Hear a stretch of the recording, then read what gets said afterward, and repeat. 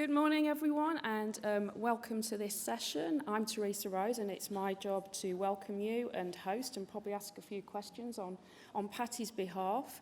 I'd like to start by congratulating Patti and her new husband, Stephen King, down there. Stephen, I don't know if you want to stand up, so if you could give Patti and Stephen a round of applause and congratulate them on their marriage. They've definitely given me hope, because there are men out there that haven't got attachment theory issues, and I'm newly single. So if you can recommend any of those 40% that haven't got any attachment theory issues, then yeah, please send them this way. So this session is about designing content, and I think a lot of us have to write for our work, and it's about how to write instructions so that people can learn, particularly about being brain friendly. And I'm delighted to introduce our speaker, the wonderful Patti Shank, who I've followed religiously on Twitter, and it's great to meet her in person finally. So I'll introduce Patti, a little bit about Patti. So Patti Shank Phd, to give her a correct title, is an internationally known workplace learning expert, instructional designer, researcher and author who is listed as one of the most influential people in the e-learning industry internationally. So very renowned speaker that we're glad to welcome here to the UK. Patti is also an author, and you might be able to win some of her books if you do some great questioning and answering. The two books are Write and Organise for Deeper Learning Practice and Feedback for Deeper Learning and Managing Memory for Deeper Learning.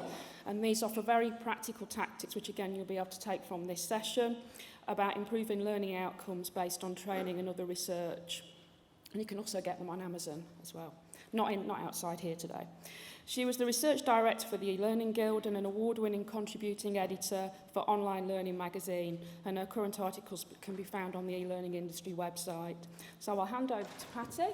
Oops, Thank you. All over the cable. Yes, that's my thing to do. So I'm floored that this room is filled up with people who want to learn how to write better. Thank you. That gives me a lot of hope for what I do for a living. You know, the last session, the keynote, was about very, very big ideas. And this session is going to be about a very small idea that has massive impact in what you and I do. And I'm really excited to share it with you, because I love these small ideas that make all the difference in the world. I tend to talk about writing a lot because I love writing, number one. I've done it all my life. Not necessarily well, but I've gotten better and better. And it's something that you can change tomorrow. So the things I'm going to talk to you about today are things that tomorrow you can implement. You can implement them this afternoon. So I want you to ask questions when you have them. My whole practice is research and evidence informed. And so if you have to save your question, there's a good chance that something I say later won't make sense to you because you have a question that isn't answered. So raise your hand, and I'll answer that question there. Having said that, I need to tell you that we may or may not, likely won't, make it through all the slides. I'm not the type of person whose main job in front of an audience is to get through the slides. My main job is to help you use what I'm telling you, and you can have my slides. At the very end, I will be giving you right there, and I recommend you have a phone ready so you can take a picture of the URL, and you can go get them. So many of the slides are self-explanatory. If I don't make it through, I simply don't. And I will give you the handout URL. It includes a couple things. It includes all of my slides, including the ones that I skip over. And because I have a lot, I will be skipping some, making those decisions as we go along based on questions people ask, that sort of thing. I also have sections from my writing book, which I didn't bring with me because I'm not as happy with the cover as I am with these two. Sorry, that's just the way I did it. And the writing book is also available on Amazon. All of what I'm talking about comes from the writing book. So, because it's a writing session, I'm going to ask you to do a little bit of editing of some of my work or bad examples that I've chosen. So would you take a moment and either find a piece of paper or a notes app or something that you can use to write? Give you just a moment to do that.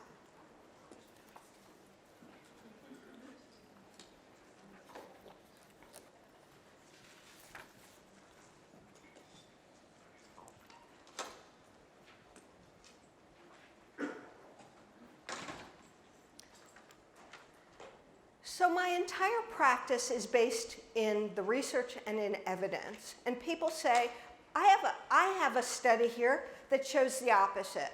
How I explain it is this. I don't have an opinion. I have many opinions. You'll hear some of them. But most of what I talk about and write about is what the research says. And I get that from the preponderance of research. I am informed by what many researchers have said, and there may be cases where it's untrue, and it may be cases where you can find a research study that shows the opposite. But I'm looking for the things that are widely accepted today as what we know. And as you know, science changes over time, right? But this is what we know now. So I'm going to talk about these three studies only to let you know where some of my ideas come from when I'm speaking and when I'm giving presentations and workshops and when I'm writing. So these are three very influential studies, and I want to talk about them just very briefly from left to right. When you get my slides, you'll be able to go to all of these studies. And it's one of the reasons I picked them, so that they're not behind paywalls. You can get to them. So the one on the left, the Bjrk Study, is a chapter on how human memory works. And everything I'm talking about here will be related to memory. How human memory works and how we can use the attributes and limitations, and there's a lot of limitations, of memory to do a better job with communicating in training. And then the next two are about writing specifically. The Gins study in the middle is some of the seminal work on how we know that writing a certain way helps people remember it better. And it happens to be conversational style rather than formal. And I'll be talking to you about that in more detail. And the last one is a study about when we write things in more difficult language, the problems people have with being able to understand, relate to, and remember and use it. So these are some key studies. At the very end, I'll be showing you 2 pages of references, and they're small because I put a lot in, but they're references that you can find the evidence for some of the things I'm saying.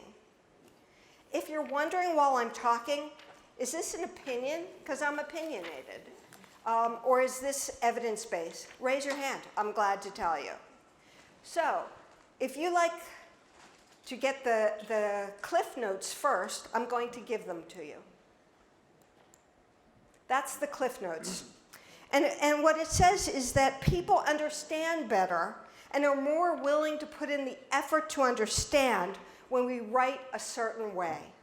I'm going to share with you, I hope, 4 tactics. There's a bunch. Yes, sir? Oh, thank you so much. Cliff Notes in high school in the US are, you know how all those books you didn't want to read that your teacher made you read? It takes a book, a Shakespeare book, for instance, and reduces it to about 30 pages. So thank you for asking that. Has anybody gone to high school and there were books they simply didn't want to read? And you may have your own here. Your own edition of Cliff Notes. And there's a whole industry, I don't know if you've noticed this, on Amazon, there's a whole industry of people who write Cliff Notes for books. So if you wanted to read my books, I don't think I've seen a Cliff Notes because they're short and intentionally short. But if you wanted to read Thinking Fast and Slow, which the keynote speaker talked about, fabulous book. Very, very dense, hard to read. So if you wanted to know what was in there, there's books out there where people have shorten them to under 50 pages, maybe. Okay, so here's my objectives for our time here today. One is to analyze how the attributes and limitations of memory impact learning. Because everything you and I do when we're designing instruction of any sort can make it easier for people to learn or harder. And much of what we do when we write makes it harder. And that's the whole reason for this session, because everything you and I do starts as writing pretty much. Pretty much everything starts, even video scripts, audio scripts. If we're going to design a graphic, we may design a treatment which is in written language. And then I want to spend most of our time talking about what does the evidence say about writing tactics that make it easier rather than harder to learn. So first I'm going to talk about memory, and I'm going to talk about three types. I'm going to talk about sensory memory, working memory, and long-term memory. So there are three parts of memory that you and I have to design according to the attributes and limitations. And they go in a series. So we'll start with sensory memory. And I'm going to have you experience sensory memory in a minute. My guess is those of you in the back may not have as good of an experience with this activity. You may have to be closer. So memory starts with sensory memory. And sensory memory is the environment around us, what we pay attention to, and what makes it into our consciousness. So right now, I want you to take a second and hear and see everything you can that's going on around us in the silence.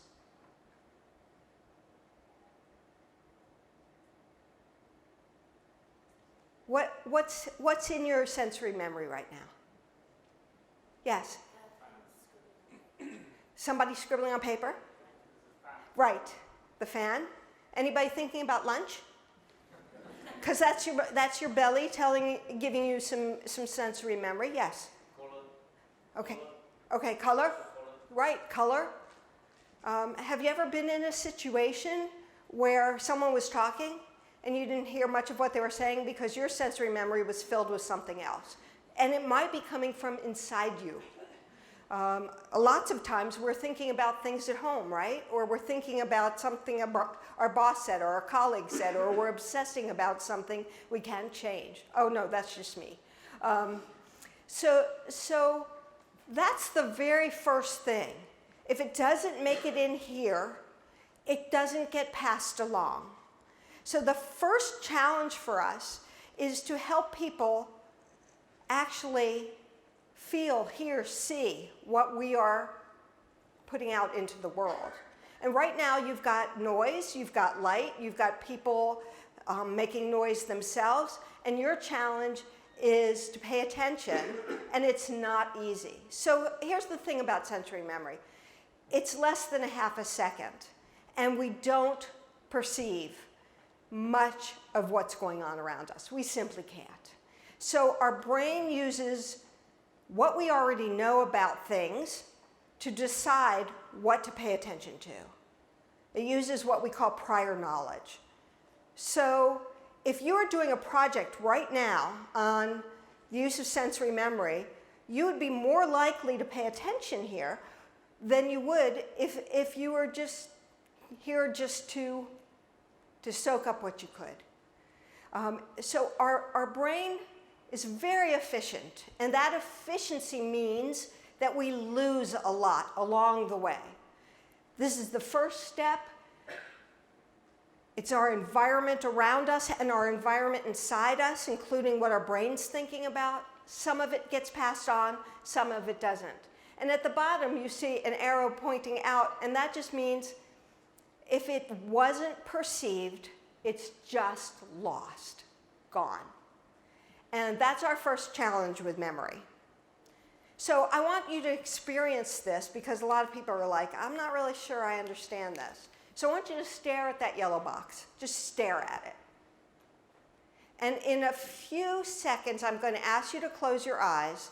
And some of you, probably maybe half, will experience that box inside your mind's eye for less than half a second.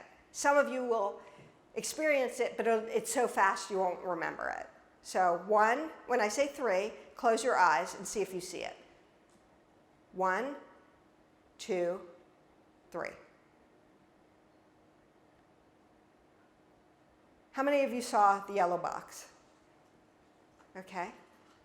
Try that on your own when you don't have distractions. Just stare at something and then close your eyes. Because some of you will see it there. So there's a lot going on here. That's our first challenge.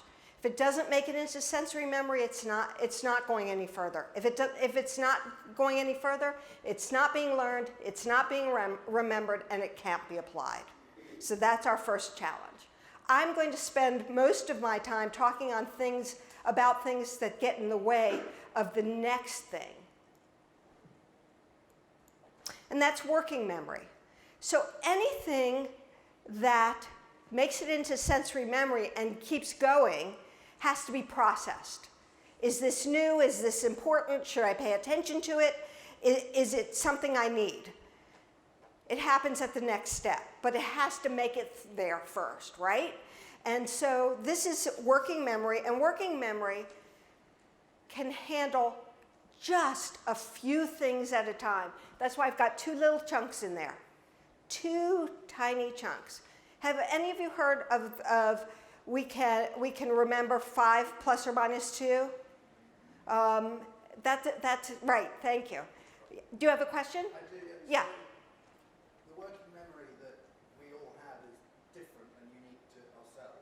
So I'm just putting stuff into context rather than firing out a question because I'm trying to think. No, that's a really good point.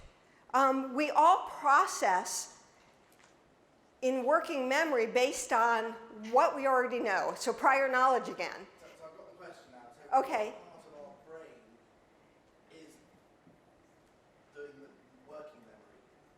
Yes. Is it? We don't know. That's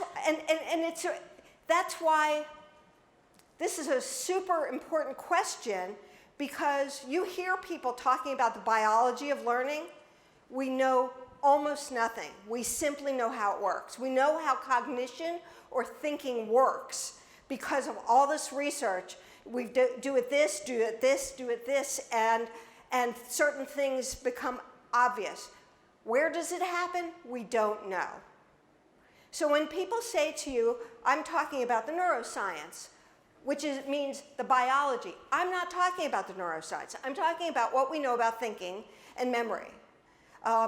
The truth is, if you talk to many neuroscience professionals, all of whom will have PhDs, they'll tell you, we kind of know a little bit about facts. That's probably where we're at right now. There isn't a lot of neuroscience in learning that we know about things we can use yet. But we know a ton about how we think and how it works. And that's cognition and called cognitive science. And so here's a couple of implications of this one here. And thank you for that question, because it brings up, and people will argue with me about that. But I wanted to tell, this is not an opinion. The neuroscientists say, we don't really know where it's at. We don't know, we know it's neurons and synapses and all that stuff. But, recently I read an article that says, we're not sure about that either. So we thought it was. We've said it is. That's the nature of science, right? It changes as we learn new things. But the implication of working memory, the implication of sensory memory is it has to make it through there, and most doesn't. The implication of working memory is that in order to go further, which means to be able to remember and use, we must deeply process. The deeper the processing, the more contextual the processing, the more likely it is that we will remember and be able to use it. So there's some implications, and I'll tell you about those in a moment. Again, if it's not deeply processed, lost, gone. And again, I want to tell you that I'm simplifying this greatly. There are, if I have a neuroscientist in here or an educational psychology person, you could raise your hand and say, well, that's not exactly it. It's close. I'm trying to be concise so we can get to the tactics, and besides which, we don't need to know everything there is to know about it. So, the last step, if we're going to remember and use it, it has to be stored. And it doesn't get to stored unless it's deeply processed. There's other things that have to happen as well, but for you and me, in the work you and I do, storage is really critical. It's one of the things you and I have to do in our jobs. We have to get it to storage, because if it doesn't get to storage, it simply can't be used. Now, I'm not saying everything has to be stored. There are many things we have to look up, right? Or we can look up. But we cannot look up everything. Think about the amount of time it would take you to look up everything. And you knew nothing and you remembered nothing. You've been on the phone with one of those persons. I know you have. In a customer service experience where you know they're looking everything up. And they put you on hold, and it's like, can I put you on hold for a minute? And you know, yes. When you say look up, are you referring to both Google and looking up within our own brains? That's great points. Maybe, would you like to come sit here? I'm not kidding. Why don't you come up and because I love it when I have somebody in the audience who's trying to process. What is he doing? He's using working memory to process what I'm talking about. Actually, first, I am a fan and I've come with this. We can do that later. Yes, thank you. Thank you.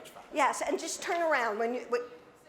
If there's anyone else that wants to ask a bunch of questions, that would be very, very helpful. So, our job is to we have a number of jobs here, but let me point out some of the ones that are most critical. We've got to get it through sensory memory. And look, we're not going to always do that, because sometimes you're going through troubles at home or work or wherever, or you've got something due that afternoon, and you just simply can't attend. You can't perceive. You're perceiving something else. You're dealing with being hungry. You're dealing with being sad. Your child has problems, and I don't know about you. When my child has, somebody told me this, you're only as happy as your for moms, you're only as happy as your least happy child. You know, we bring ourselves to work, and we are always perceiving things from inside and outside. They compete with what we do. Couple of issues. One, we have to get through, but we are not always going to get through. And there's some implications of that I just can't talk about in any depth. Processing. Okay. Processing and storage, this is where you and I come in. We come in here too, but we can't always make it through sensory memory. We just can't, because people have things going on in their lives. But we have to provide processing. Content is not enough. That we have to have them process it in the context of use, which are the questions you were asking me, right? It's like, how do I use this? What does this mean? He was asking meaning-making questions, and that's what's appropriate in working memory. And then you and I have to make sure that people are able to store, that we do enough so that it makes it, and that's a very high bar indeed. So it's one of the reasons why training alone can't end at the end of the training event, because it has to get stored, and it's a high bar to get it stored. So when people say, we must train for use, we must train for application, for use on the job, it's a high bar, and we need to be doing more than we're doing. So, I want to talk about what's going on there in storage. Oh, now, see, this makes it hard for you. Yes, well, you can turn around the chair if you like. It's okay. We're all comfortable here. Yeah. Oh, good idea. You bring your chair over. So in long-term In long term, see, I'm making it miserable. I'm sorry. No, you're not. Okay. Oh, good. So in long-term memory, to get into storage, the main goal in working memory is to make sense of it, based on what we already know, based on prior knowledge. The main goal in storage is to organize it with things it goes with. And the purpose of this is so that once we have organized and stored knowledge, we can pull it out and we have context and everything we can use. And that's why experts are much better at problem solving in many cases, because they have very full, what we call schema. I'll be using that word. Schema are just our knowledge organized according to use. And I want to give you an example. How many of you grocery shop? Patty, I have a question. Yes. I recently just started listening to, because that was a recommendation from someone within the L&D world, to Malcolm Gladwell's book, Talking to Strangers.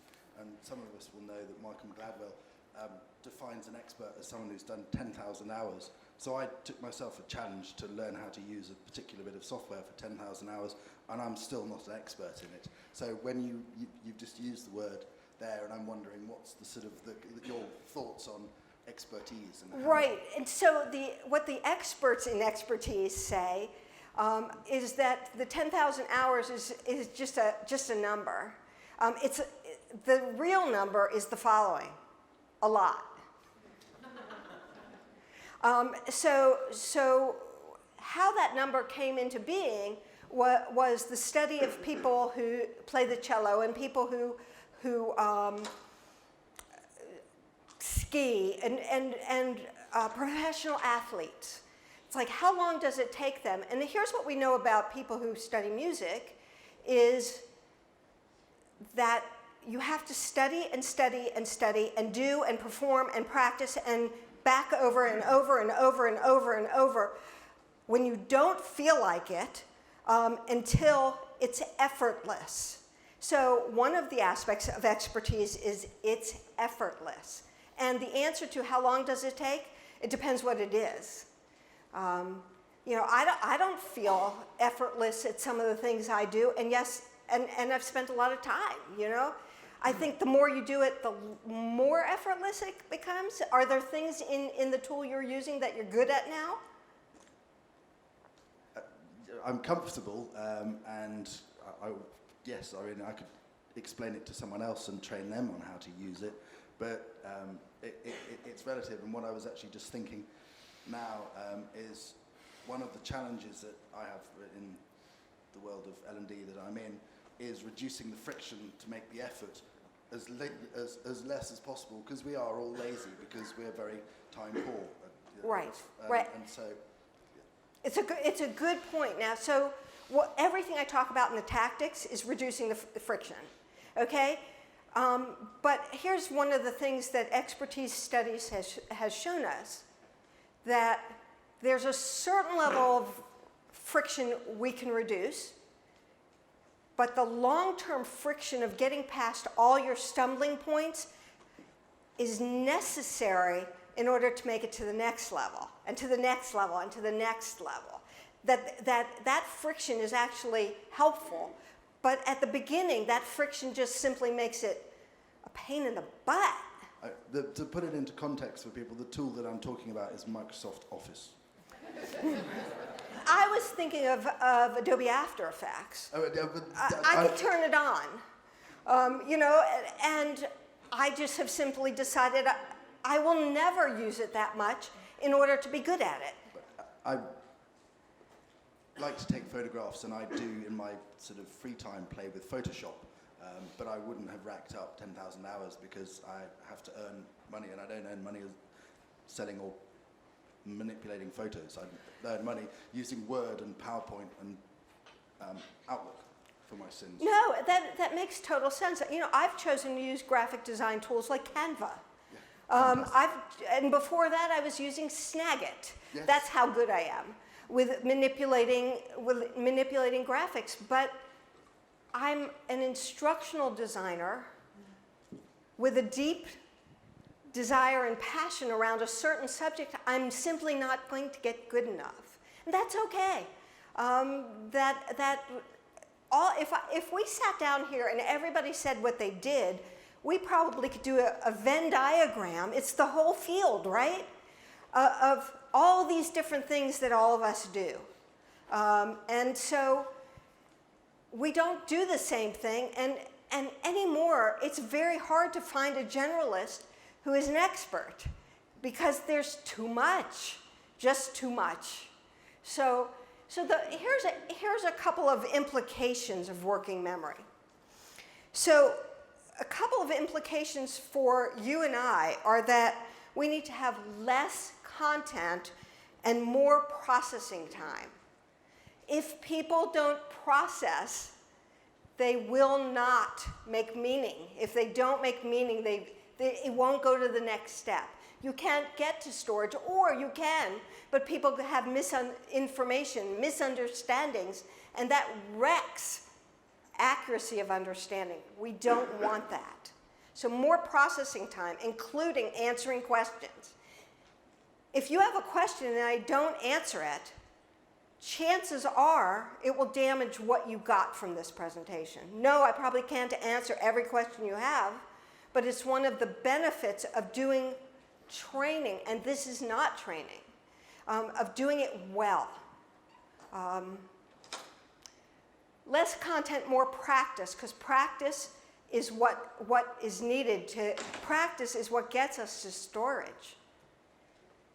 So that's, you know, I did a workshop for an organization, and about 2 hours in, somebody raised their hand and said to me, where do we have time for the content?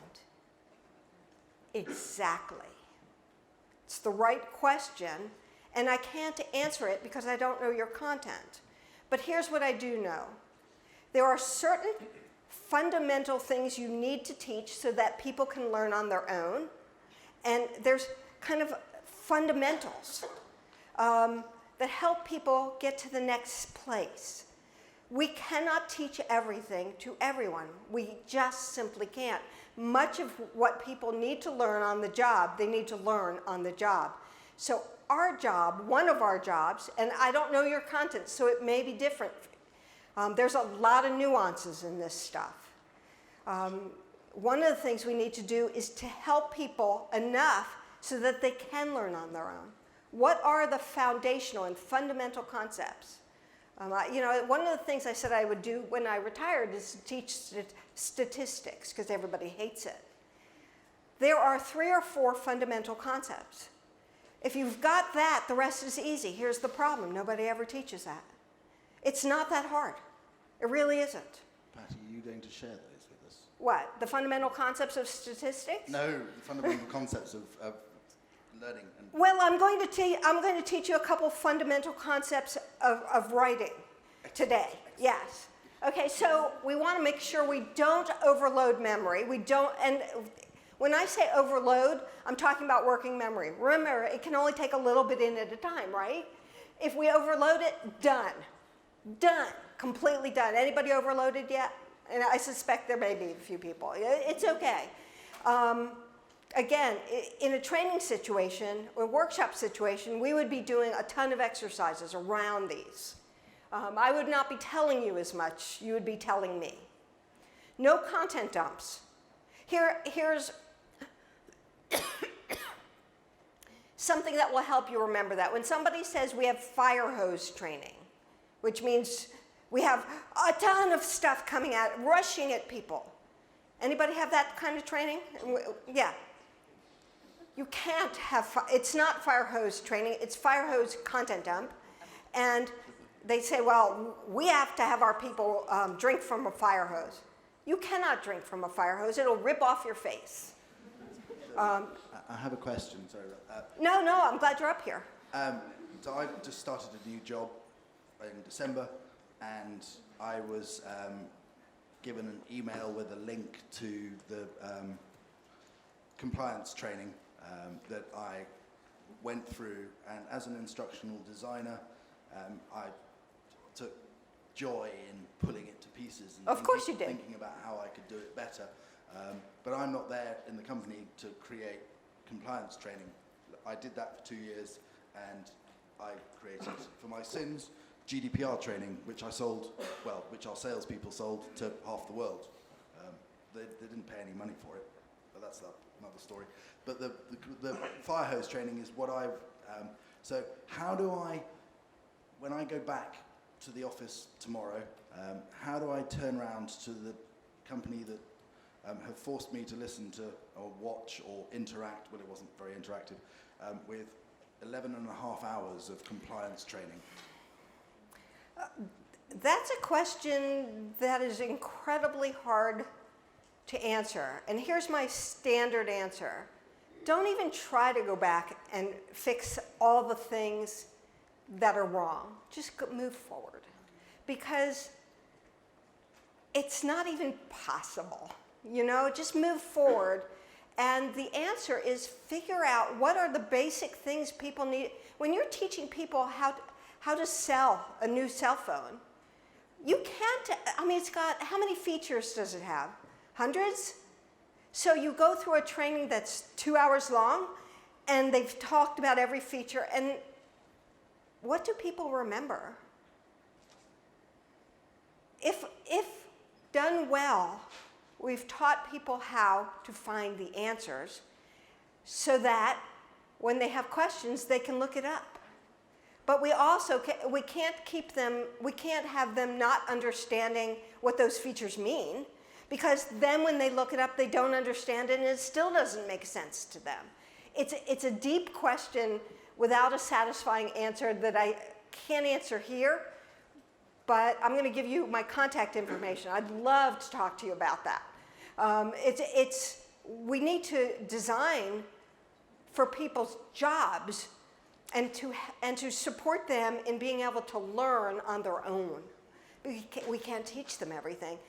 Compliance training, you know, 11 hours of something, what are you going to get? You're probably going to get what you didn't like and a few things, because most of it's not going to be a lot of processing. Sorry to interrupt, but the only thing I remember is how to use a fire extinguisher, but I know that anyway, because it's, you pick it up and you point it, and you know, if you get it wrong, you burn to death. Right. Exactly, and that goes to the issue of things with negative connotations and emotion get remembered more. I don't want to die in a fire. So yes, I do remember how to use a fire extinguisher. So here are some of the implications for long-term memory, is that we need to check for understanding all the time. And that's what we're doing here. And we need to include activities that help people remember. And normally what that would be is I'd be asking you questions. If this was a training event, I'd be asking you questions all the time. I'd be having you do something that required you to remember what I said earlier. 2 days from now, if you're still in my course, I'd be asking you questions from 2 days ago. Bringing it back up. That's by forcing people to remember, we strengthen their ability to remember. People say this is sticky content. Well, okay. Some sticky content means it's very emotional, or maybe it has a story. But it also needs to be in context of how they're using it. We don't want to assume they will remember.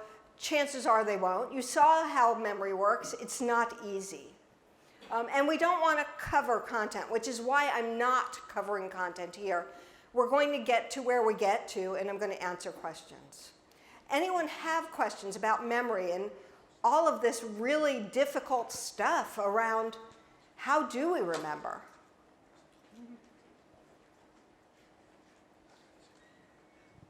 think there's one aspect that you haven't mentioned so far when it comes to the memory stuff. Yes. I think that a lot of the learning is driven by emotions. It is. When I have like an excitement or a disagreement running through my veins, I guess my brain is more open to listen and to remember stuff. It depends. So if you're thinking about the difficulties your child is having, it's not going to make it through sensory memory, you know, because you're thinking about something else. If you can't perceive it or process it, you can't remember it. It's limited. It's very, very limited. And people often ask the question, why is it so limited? And there's a really good answer to that, because your brain wants to remember and not lose things. If it was very easy to make things come in, it would also be easy to make things leave. And so there's a bottleneck. Working memory is a major bottleneck, and we have to work with it. We have no choice. Yes? In the previous slide, you mentioned that decreasing support is not good for the working memory. Actually, decreasing support. Decreasing. I'm sorry, I didn't put it, Yes. I didn't make that So clear. what does that mean? Not having an online tutor, not having... A lot of times let me tell you what I meant by it.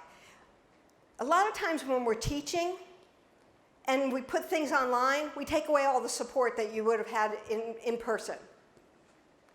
Remember I said ask questions when you have them? Because you can't keep learning otherwise. I mean, if you're sitting there processing the fact that you don't agree with me, or the fact that you think I said something wrong, or whatever, you're not processing what I'm talking about and you can't think about it. We've got to provide support to people. Learning is difficult.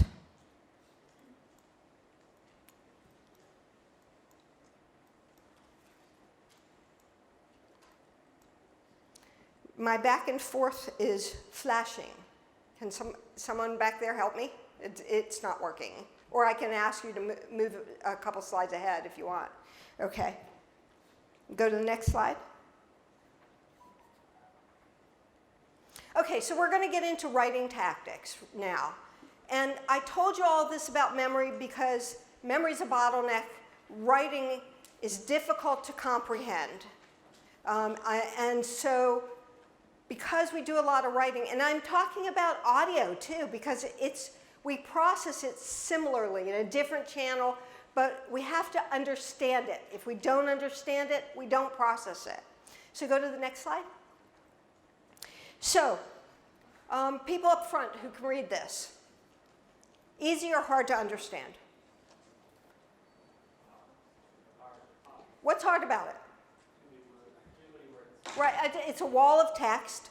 And so what this is a page from the United States Internal Revenue Service, where you pay your taxes. Already puts you in a bad mood. And it's telling you how to deal with dependent care, which means your children. And some of these sentences are long. Some of them are complicated. Some of them use terms you probably don't understand. How many of you feel like reading this?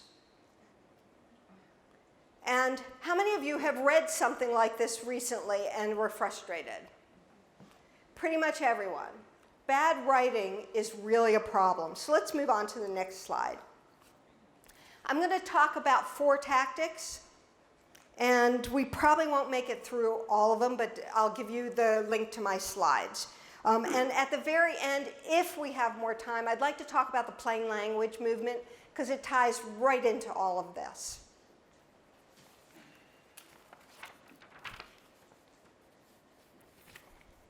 Okay, let's go to the next one. So the first thing I want to talk to you about is testing readability.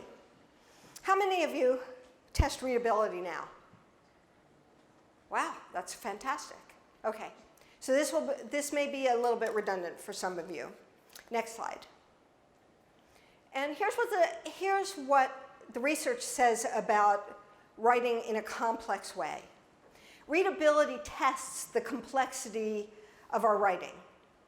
And it's not perfect. And I'm not going to talk about its imperfections.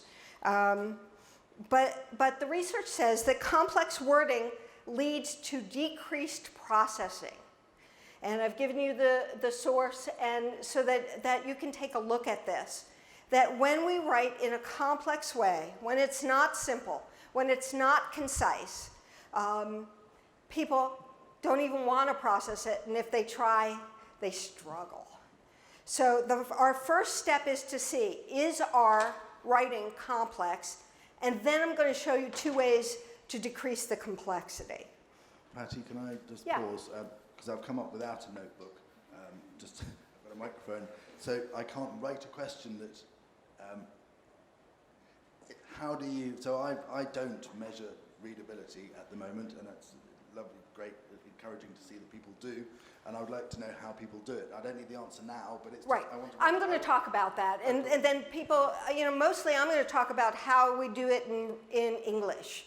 And it's much different in languages which are not alphabetic. Western European languages tend to work pretty well, but there are now, because readability is so important, we have to first, before we do anything else, is write for readability. And so if I make it through 1, 2, 3, I will have shown you a lot on how to do that. Okay, so next slide. Next slide. So I want to give you some definitions. So the folks who've done the research on readability define readability as the extent to which readers understand, can read it at a pretty good clip, and find it interesting. I don't like the word interesting. I crossed it out because I have a pen, and wrote worthwhile, or worth the effort, meaning the processing effort. And when I showed you the IRS, most of you probably thought right away, not worth the processing effort. If you had to get money back, because you had children and you paid for childcare for them, you would have put in more effort. Not worth the effort otherwise. Next slide. It's also, when we say readability, it's a statistic that is calculated based on the words on a page. So readability is also a computer-generated score based on whether it is easy to read, easy to comprehend, and worth the time. And so that's what I'm going to talk about next. Can you go 2 slides ahead? So these are the text characteristics that most readability scores are measuring. And the top 2, number of syllables and sentence length, those are the most commonly ones done for English. And word length and word familiarity are now becoming used because English works really well with syllables, but there are other languages where something might have 6 syllables but be very familiar, and in which case that 6-syllable word is not a problem. It works again. Good. Okay. So when normally we're talking about sentence length and number of syllables per word, but if you're doing this in another language, you're going to need to look it up. In fact, here are some of the common readability statistics that are done in a variety of languages. And I just have English and West European. And so these are just some of the languages. There's a whole group of people who are studying usability in Indian languages. Very different.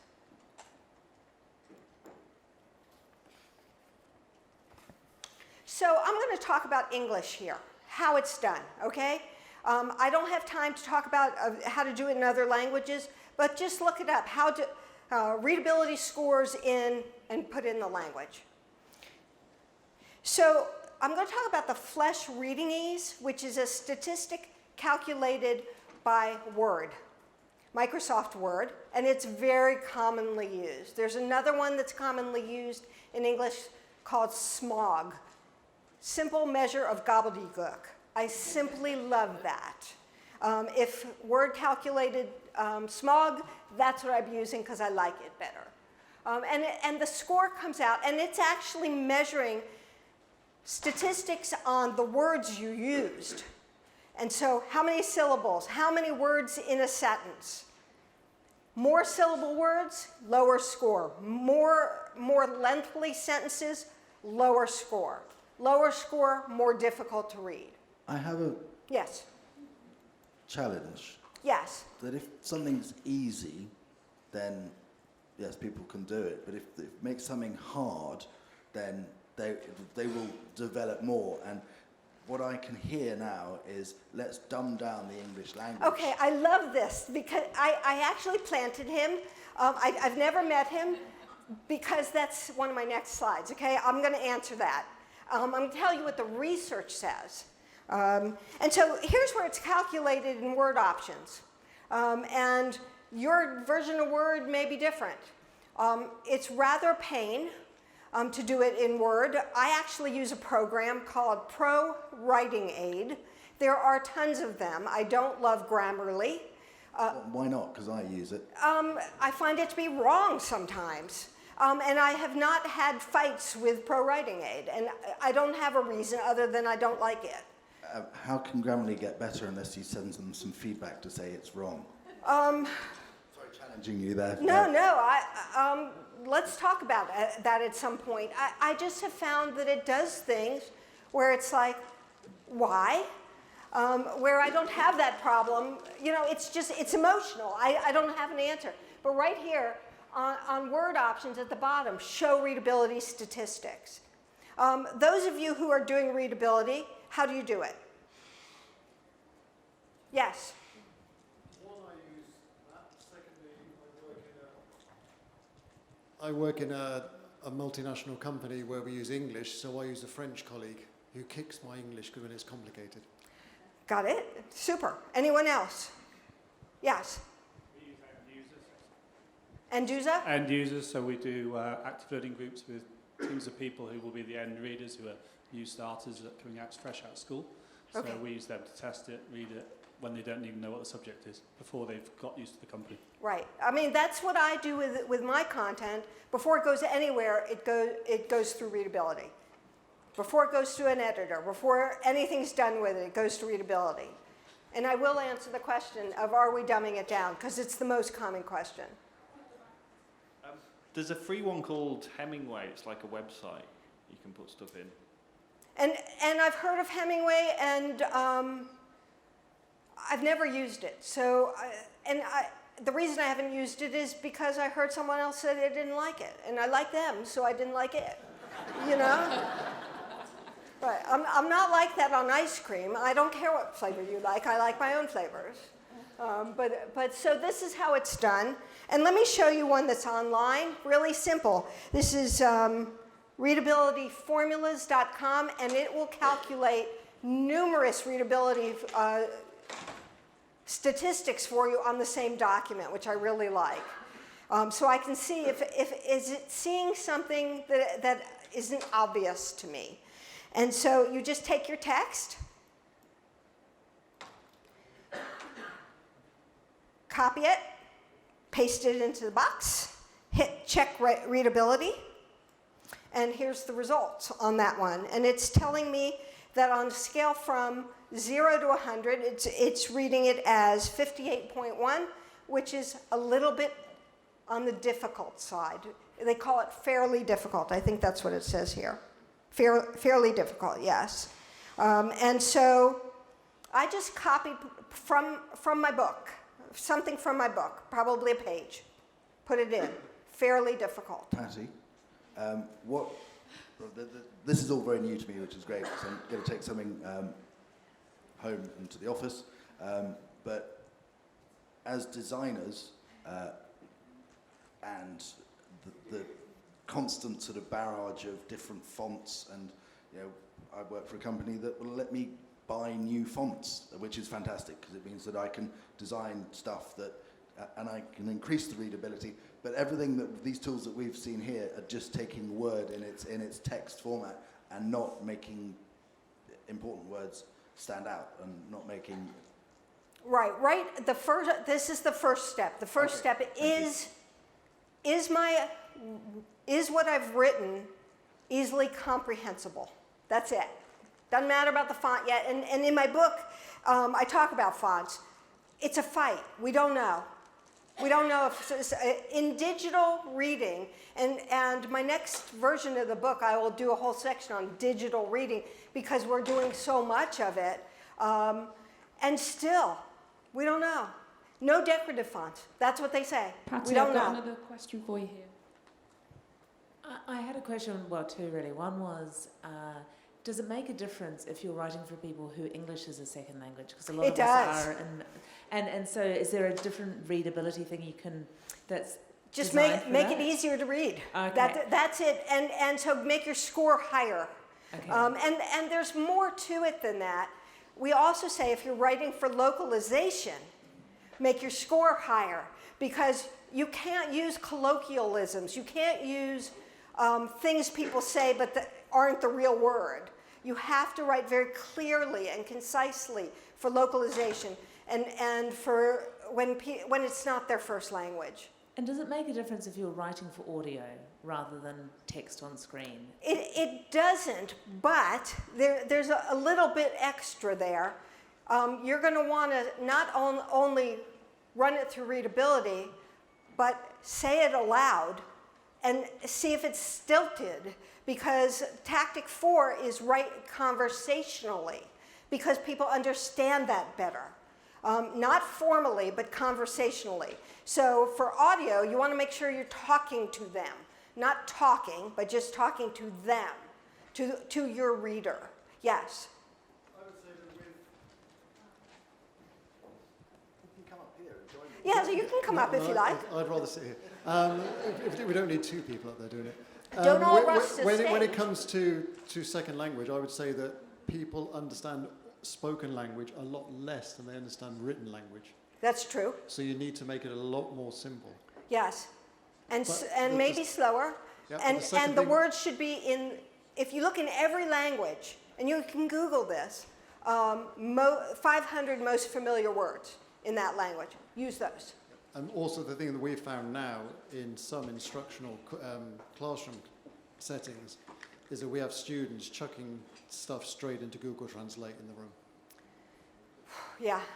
And that, it helps I them mean, a lot. and Google Translate's lovely, but we need to write for that. We need to write for that, not make people do that. So here's your question. Does writing at an 8th grade level, and this is the level we're recommending knowing nothing else. If we know nothing else about your audience, write at an 8th grade level. So what is 8th grade? It's 60 to 70 on the Flesch reading E scale. What age group? Because we don't have 8th grade here. Oh, okay. 13? Okay. 12, 13? Thank you. Pre-GCSE. Yeah. Year 8, year 9. Okay, so 8th grade would be the same, but it's not called that. Thank you so much. That's really helpful, and I'll change that. So does it dumb it down? Don't change it, please. It gives it a conversation. Okay, so here's the answer. I'm going to let you read it because it's research, and this is taken directly from the research at the bottom.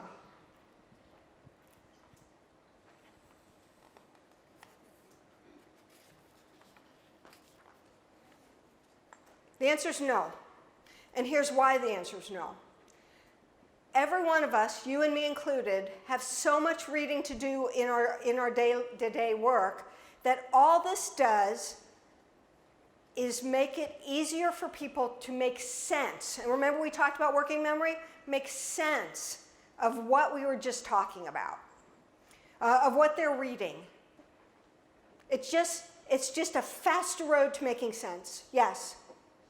What happens if you're doing technical training where you have new terminology that's totally new to the learner? That's a whole nother subject. It'll be in the next version of the book. I need to find time to do it, so I'm not promising, but I want to do that. And the bottom line is that if you're teaching people that, it's going to be hard for them. And that's part of what they need to learn. When I talk about fundamental principles, the language for understanding something's part of it. And it's hard. But if someone's going to read something about something technical, and they don't need to understand every word and use it and apply it, then we don't need to teach them all. It's the reason I call cognitive load mental effort, because it's the same thing. And most people know what that is. Yes? Patti, thank you. Great talk so far. Just a note, something that I've had a discussion with my colleagues recently about is when you write a script for audio or visual content, that's what I do, is people write these wonderful scripts and they're reading them quietly at their computer on a piece of paper in their head and they think it sounds great. Get it up on its feet and they're like, what do you mean? Stand up in a room, say it out loud, have someone listen to it. And then they edit it. And then they say, okay, that sounds wrong. You need to breathe there. You need to pause here. Right. Because it's completely different to right. reading text on a screen. So I just want to make that clear. Thank you for making that clear, that we're writing, and we have very little time left. So here's what I'm going to do. Number one, I'm going to give you my contact information before you leave, and I will be glad to give the rest of this in an online presentation from my home. But I'm going to cover just a couple of little things, take some more questions, and tell you how to get my slides. We are near the end. So great questions. I'd much rather get into the nitty-gritty and how does this apply to audio and all that. And it means I can't make it through it all, and it's fine with me. But the bottom line is in general, knowing nothing else, we're designing for around the 8th year. I think I have the research on this.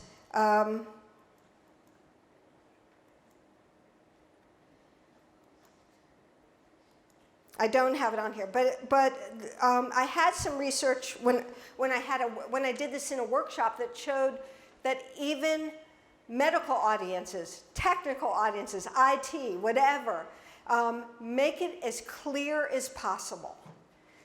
And we do that by doing two things. And these are some other things about text that influence whether it's comprehensible, but the top two that influence readability are sentence length and word complexity, meaning syllables.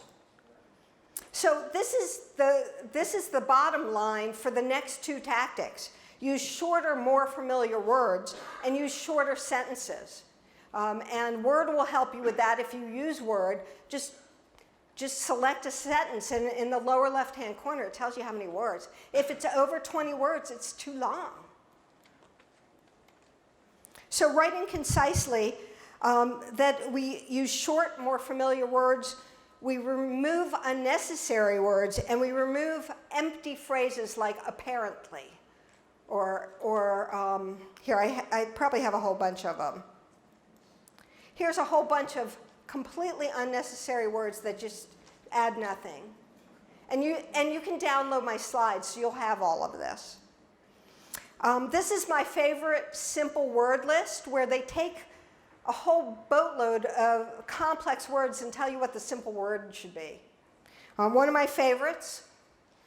I think this is Australian, so if you're American, the spelling will be wrong. If you're Canadian or British, some of it will be wrong. And if you speak another language, this will be less useful to you. Right. So you can go through like words like this, like phrases like this, where you're saying something with 4 words, and you can say them in 1 word. This is some of concise writing. And that list I just gave you a moment ago. When you get the slides, go to it, download it, give it to your group, print it out. Patti, just to share a tactic that I use, because so I will design a slide or a bit of learning material, and I will work out how many words have to go into that to make it look appealing. And I will turn to the subject matter expert and I will say, I need you to take that 300-word sentence that you've given me, and you've got 15 words, and you've got to get that content, into that space. You're not going to have another millimeter more, because right. Otherwise I have to redesign it, and it doesn't fit on a computer screen of that I can fit in my hand or my. And they're not going to read it. They're going to skim it anyway. So you might as well make it as short as possible. Well, that's one of the things I do when I'm writing instruction or working with clients in writing instruction, is give them a template that shows how much space they have and how many words. You know, you can put what you need to on here. I'm going to change it, probably, but it can't be any longer than 2 sentences or 56 words total. That sort of thing. So here's the recommendations for sentence length. So is this all as a result of your research? Yeah, it's all research. I didn't make any of this up. People do. So the one thing I was hoping to cover here was writing conversationally. Most people write formally for instruction, and here's what the research says. Those who studied for more conversational instruction rated it as more friendly and less difficult. And less difficult means I'll put more effort in, because reading stuff is effortful. And you had asked a question earlier, does it make sense to make it more effort? And sometimes it does. Sometimes it absolutely does. Sometimes it even makes sense to put it in a font that's hard to read. But that's not what I'm talking about, just general writing.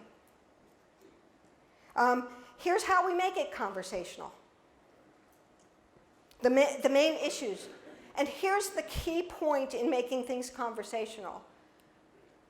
Write, whether it's going to be spoken or not, as if you were talking to one person.